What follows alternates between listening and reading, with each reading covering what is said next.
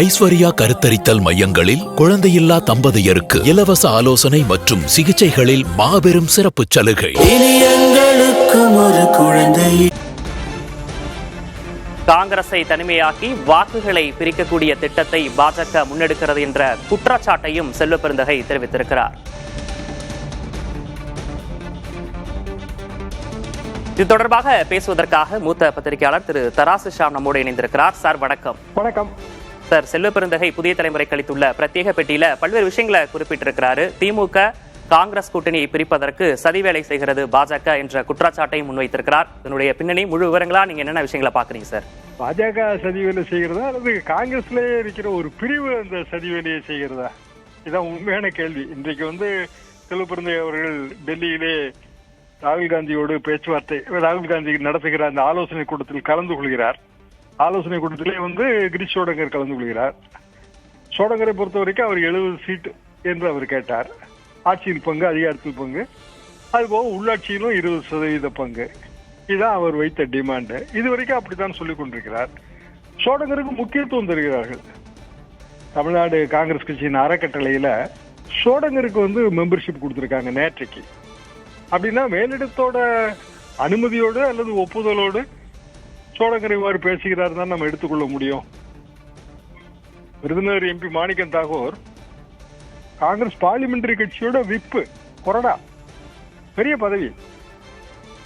அவர் எப்படி ராகுல் காந்தி இதை கலந்தாலோசிக்காம எப்படி இப்படியான கருத்துக்களை சொல்லுவார்? ஏன்னா காங்கிரஸ் கட்சியிலே 2 பிரிவு இருக்கிறது. பிஜேபி செய்கிற சதியாக நான் பார்க்கவில்லை. காங்கிரஸ் கட்சியில் 2 பிரிவு இருக்கிறது. ஒரு பிரிவு திமுக கூட்டணி தொடர வேண்டும் என்று நினைக்கிறது. உதாரணமாக ப. சிதம்பரம் அவர்கள், செல்வ பெருந்தகை அவர்கள், பீட்டர் அல்போன்ஸ், இப்படியானவர்கள் திமுக கூட்டணி தொடர வேண்டும் என்று நினைக்கிறார்கள். இன்னொரு பிரிவு அப்படி நினைக்கவில்லை. அவர்களை பொறுத்தவரையில் புதிய கட்சி தாவேகா அவர்களோடு கூட்டணி வைக்கலாம். காங்கிரஸ் கட்சிக்கு 12% ஓட்டு வங்கி இருக்கிறது என்றுதான் காங்கிரஸ் கட்சியின் மூத்த நிர்வாகிகளில் ஒருவர் கூறினார். 12% காங்கிரஸ் கட்சிக்கு, 15% தாவேகாக்கு, ஆக மொத்தம் 27. எனவே இத்தனை தொகுதிகளை ஜெயிக்கலாம் என்று மனக்கணக்கு போடுகிறார்கள். எல்லாம் பிழை கணக்கு. ஆனால் அந்த கூட்டணி உடைவதற்கான முயற்சி பாரதிய ஜனதா எடுக்கிறது என்று நான் அப்படி நினைக்கவே இல்லை. காரணம் என்னவென்றால் அவர்களுக்கே 1000 பிரச்சனைகள் இருக்கின்றன. அவர்கள் இருக்கிற கூட்டணியை, அதிமுக கூட்டணியை கட்டி காப்பாற்ற வேண்டிய நிலைமையில் இருக்கிறார்கள். காங்கிரஸ் கட்சியில் இப்போது நிலவுகின்ற எல்லா குழப்பங்களுக்கும் காரணம் காங்கிரஸ் கட்சியின் ஒரு பிரிவு தான். அப்போ காங்கிரஸ் கட்சிக்குள்ளேயே குழப்பம் இருக்கிறது, வெளியிலிருந்து யாரும் குழப்பத்தை ஏற்படுத்தவில்லை அப்படின்ற ஒரு விஷயம் சொல்றீங்க. தாவேக்கா கேட்கும் போது அவங்க என்ன சொல்றாங்கன்னா, கூட்டணியிலிருந்து பிரிப்பதற்காக தான் இந்த தாவேக்கா பேச்சும் சொல்லப்படுகிறது அப்படின்ற ஒரு வாதத்தையும் அவர் முன்வைக்கிறார். சார் இருக்கலாம். தாவேக்காங்கிற ஒரு ஆப்ஷன் வரும்போது மிக இயல்பாக கட்சிகளுக்கு அப்படியான ஒரு ஆசை வருவது, அபிலாஷை வருவதெல்லாம் தவறுன்னு சொல்லல. இயல்பாக காங்கிரஸ் கட்சி வைக்கிற டிமாண்டு 1960 நாங்க ஆட்சியில் இல்லை, எங்க கட்சியை நாங்க வளர்க்கணும், வளர்ப்பதற்கு நீங்க ஆட்சி அதிகாரத்துல பங்கு கொடுங்க, இப்படியான டிமாண்ட் வைக்கிறார்கள். ஆனா நியாயமா இது எப்படி இருக்கணும்? நாங்க எங்க கட்சியை இவ்வளவு தூரம் வளர்த்திருக்கிறோம், வளர்ந்த நிலைமையை கொண்டு வந்திருக்கிறோம், எனவே நீங்கள் ஆட்சி அதிகாரத்தில் பங்கு கொடுங்கள் அப்படி கேட்கலாம். இவர்கள் கட்சியை வளர்ப்பதற்கு இன்னொரு கட்சி அவர்கள் ஆட்சியில் எப்படி பங்கு தருவார்கள்? இல்ல, எங்களுக்கு கீழே உள்ளாட்சி அமைப்புகளை எங்களை யாரும் மதிக்கவே மாட்டேன்றாங்க, உள்ளாட்சி அமைப்புகள்ல எங்களுக்கு 20% இடஒதுக்கீடு கொடுங்க. ஆனால் உள்ளாட்சி அமைப்புகள்ல இவர்களுக்கு உண்மையாவே செல்வாக்கு இருந்திருந்தா மரியாதை இயல்பாகவே வந்திருக்கும். எந்த கட்சிக்கான மரியாதை என்பது எதிலிருந்து வருகிறது? கட்சியின் கட்டமைப்பிலிருந்து வருகிறது. இந்த கட்சியை தவிர்க்க முடியாது, தவிர்த்தால் நமக்கு உள்ளாட்சி தேர்தலில் வெற்றி கிடைக்காதுங்கிற நிலைமை வந்தா எல்லா கட்சிகளும் போட்டி போட்டு கொண்டு மரியாதை தரும். எத்தனை ஜாதி அமைப்புகளுக்கு மரியாதை இருக்கிறது? ஏனென்றால் அவர்களுக்கான அந்த கட்டமைப்பு தான் காரணம். எனவே காங்கிரஸ் கட்சி கட்டமைப்பை வளர்த்து கொள்ளவே இல்லை.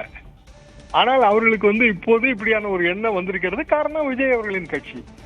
அப்படி என்றால் அந்த எக்ஸ்பெரிமெண்ட் அவர்கள் தான் எடுக்க வேண்டும். ஜனநாயக பரிசோதனை, புதிய பரிசோதனையாக ஒரே கூட்டணியில் இருக்க வேண்டும் என்கிற கட்டாயம் யாருக்கு இருக்கிறது? கூட்டணிகள் மாறிக்கொண்டேதான் இருக்கிறது. அந்த காலத்துல வாழப்பாடி ராமூர்த்தி, தமிழ்நாட்டில் கேரளா மாதிரி 2 கூட்டணி தாங்க இருக்கணும், LDF UDF மாதிரி. எந்த கட்சி வேணாலும் எந்த கூட்டணியில் வேணாலும் இடம் பெறலாம். கூட்டணியின் தலைமை மட்டும்தான் நிரந்தரமா இருக்கும். லெப்ட் ஃப்ரண்ட்னா கம்யூனிஸ்ட் கட்சிகள், காங்கிரஸ் கட்சினா அது இன்னொரு கூட்டணிக்கு தலைமை. இப்படிதாங்க இருக்கணும், இதான் நல்லது அப்படின்னு 89 அப்படிதான் சொல்லுவாரு. அது அவரது அரசியல் தத்துவம். தவறோ சரியோ அது வேற தத்துவம். இங்க தமிழ்நாட்டுல அப்படி தேர்தலுக்கு முன்பு ஆட்சியில் பங்கு என்கிற அந்த சித்தாந்தத்துக்கு யாருமே போக மாட்டாங்க. ஏன்னா அது வந்து தேர்தல் நேரத்துல கூட்டணியை பலவீனமானதாக காட்டும். தேர்தலுக்கு பின்பு வேற வழியே இல்ல, எந்த கட்சிக்கும் மெஜாரிட்டி இல்ல, அப்ப நம்ம எல்லா கட்சியும் கூப்பிட்டு ஒரு கூட்டணி ஆட்சினா ஆட்சியில பங்கு இயல்பாக வரும். அப்ப தேர்தலுக்கு பின்பு எழுப்ப வேண்டிய கோரிக்கையை தேர்தலுக்கு முன்பே காங்கிரஸ் கட்சி எழுப்புகிறது, அதிக சீட் என்று. சிலபெருந்தா என்ன சொல்றாரு, நாங்க கேட்கிற சீட்டுகளை கொடுப்பாங்க. அது எப்படி கொடுப்பாங்க? நேற்றைக்கு வந்து நான் கேள்விப்பட்டது, திருமாவளவனுக்கு வந்து பழைய சீட்டு தான் 6 சீட்டு, கிட்டத்தட்ட ஒப்பந்தம் கையெழுத்தாகிற நிலைமையில இருக்கு. முதல் ஒப்பந்தம் நியமா விசிகாவோட தான் இருக்கும் போல தெரியுது. அப்படி என்றால் காங்கிரஸ் கட்சிக்கு 25க்கு மேல எப்படி வரும்? 25 அதிகம் என்பதுதான் என் கருத்து. ஸ்ட்ரைக் ரேட்டு போர், காங்கிரஸ் கட்சிக்கு அதிகமான இடங்கள் கொடுக்கும் போதெல்லாம் அவர்கள் தோற்று போகிறார்கள், கூட்டணியும் தோற்கடிக்கிறார்கள். அப்படி இருக்கும்போது புதிய கட்சி இப்போ தேமுதிக வரப்போகுது அப்படின்னா யாரோட சீட்டை குறைக்க? காங்கிரஸ் சீட்டை தான் குறைக்க வேண்டியது வரும். திமுக 170 இடங்களுக்கு குறைவாக எப்படி நிற்கும் அப்படியெல்லாம் தெரியல. ஏன்னா நேற்றைக்கு துணை முதலமைச்சர்லாம் விருதுநகர் கூட்டத்தில் பேசும்போது அவர்கள் கூறிய கருத்துக்களை நம்ம டீகோட் பண்ணி பார்த்தோம்னா திமுக 170 இடங்களை நிற்கும் தான் நான் புரிஞ்சுக்கிறேன். அப்படி இருக்கும்போது காங்கிரஸ் கட்சிக்கு அதிக இடங்கள் எப்படி கிடைக்கும்? அதற்கான வாய்ப்பு இல்லை. அந்த நிதர்சன நிலைமையே இன்றைக்கு ராகுல் காந்தி தலைமையில புதுடெல்லியில் சற்று நேரத்தில் நடக்கவிருக்கிற ஆலோசனை கூட்டத்தில் முடிவெடுப்பார்கள். இனிமேலும் காலதாமதம் செய்தால் கூட்டணி மேலும் பலவீனப்படும். நிச்சயமாக சார், அடுத்தடுத்த நகர்வுகளையும் நாம் பொறுத்திருந்து பார்க்கலாம். இணைப்பில் வந்து உங்களுடைய கருத்துக்களை பகிர்ந்து கொண்டமைக்காக நன்றி சார். ஐஸ்வர்யா கருத்தரித்தல் மையங்களில் குழந்தையில்லா தம்பதியருக்கு இலவச ஆலோசனை மற்றும் சிகிச்சைகளில் மாபெரும் சிறப்பு சலுகை. எங்களுக்கு ஒரு குழந்தை.